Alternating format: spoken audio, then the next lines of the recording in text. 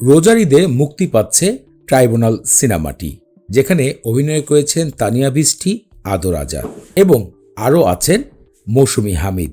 এদিকে পরিচালক গণমাধ্যমকে আরও জানিয়েছেন এই সিনেমায় মুখ্য একটি চরিত্রে দেখা যাবে নুসরাত ফারিয়াকে।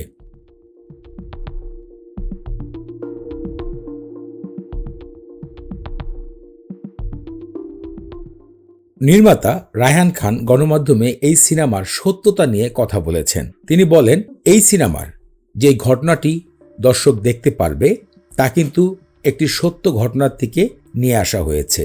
পরিচালক রায়হান খানের এটি কিন্তু প্রথম সিনেমা তৈরি। এর আগে নাটক, শর্ট ফিল্ম, বিভিন্ন কাজে তিনি পারদর্শী প্রমাণ করেছেন, কিন্তু সিনেমা নিয়ে কাজ করবেন তা কখনো চিন্তা করেননি।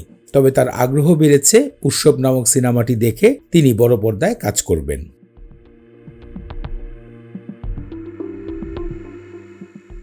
সাম্প্রতিক এক সাক্ষাৎকারে তিনি গণমাধ্যমকে বলেন, এই গল্পটি এর আগে মোশাররফ করিমের সাথে আলোচনা করা হয় একটি নাটক বা ধারাবাহিক নাটক হিসাবে প্রচার করার জন্য।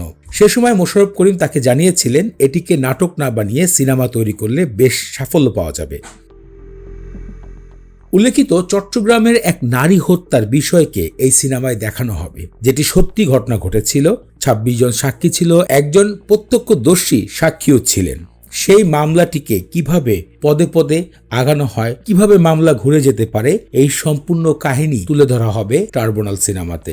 একজন আইনজীবীর কাছ থেকে গল্পটি ২০১৭ সালে শুনেছিলেন নির্মাতা রায়হান খান। তারপর থেকে গল্পটি পোষণ করছেন তিনি।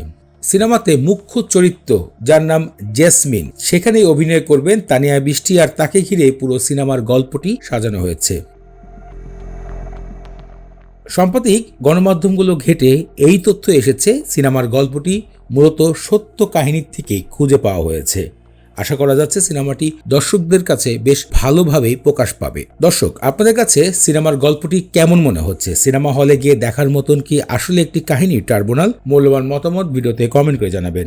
সিনেমা জগতের এরকম আরও ইন্টারেস্টিং লেটেস্ট সব খবর জানতে আমাদের ইউটিউব চ্যানেল মুভি নিউজ বাংলাকে সাবস্ক্রাইব করতে পারেন।